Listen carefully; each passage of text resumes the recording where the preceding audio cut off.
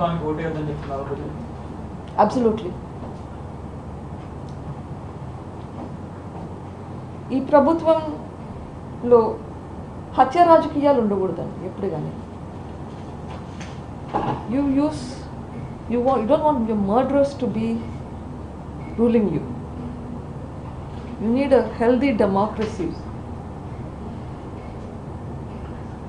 You need a democracy that will help improve the society.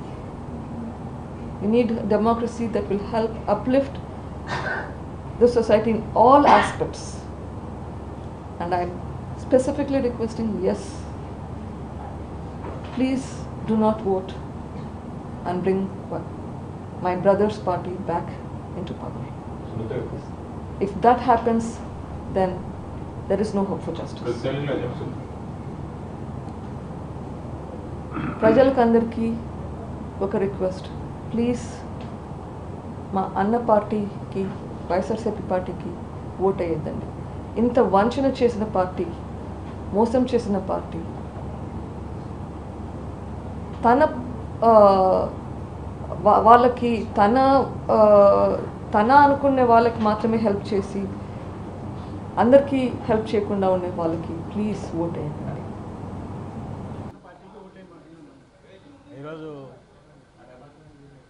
ఆమె సునీత గారు మాట్లాడిన చూస్తే, అందులో ఆమె ఎవరెవరు కృతజ్ఞతలు చెప్పినారో చూస్తే, చంద్రబాబు నాయుడుకు, ఆంధ్రజ్యోతి రాధాకృష్ణకు, లోకేష్కు, రఘురామరాజుకు, ఏ పేర్లు అయితే ఆమె చెప్తూ వచ్చిందో ఇవన్నీ వాళ్ళందరికీ ఆమె కృతజ్ఞతలు చెప్పడం ద్వారా ఇన్నాళ్ళు ఒక ముసుగు అయితే ఏదైతే వేసుకొని నడుస్తున్నదో అది తీసేసి, మేము ముందు నుంచి ఏం చెప్తున్నామో, ఎవరు నడుపుతున్నారో ఇదంతా, ఆమె ఎవరి చేతిలో పావుగా ఉన్నారో, ఏ చంద్రబాబు నాయుడు గారి చేతిలో పావుగా ఉండి ఎట్లా ఆడుతున్నారో